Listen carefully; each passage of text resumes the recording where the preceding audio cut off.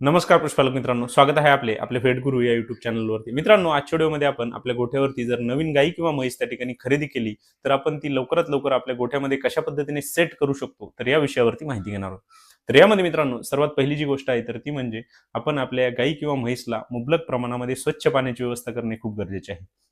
त्यानंतर तिला पहिले 1 ते 2 दिवस वाळलेला चारा जो आहे, सुका चारा जो आहे, तर तो तिच्या आहारामध्ये देणे गरजेचे आहे. त्यानंतर मग आपण तिच्या आहारामध्ये त्या ठिकाणी हिरव्या चाऱ्याचा सुद्धा वापर करू शकतो. मित्रांनो, त्यासोबतच तिचा जो काही खुराक असेल, तर तो देखील तिला देणे खूप गरजेचे आहे. त्यानंतर मग मित्रांनो, आपण तिच्या आहारामध्ये थंडीच्या दिवसामध्ये जर आपण खरेदी केलेली असेल, तर गुळाचा वापर करणे गरजेचे आहे आणि उन्हाळ्यामध्ये जर आपण त्या ठिकाणी खरेदी केलेली असेल, तर त्या ठिकाणी आपण इलेक्ट्रॉल पावडरचा वापर करणे हे सुद्धा खूप महत्त्वाचे आहे.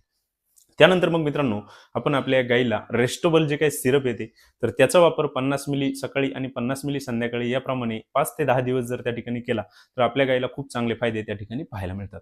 आणखी मित्रांनो, यामध्ये आपल्याला उपाययोजना आहेत.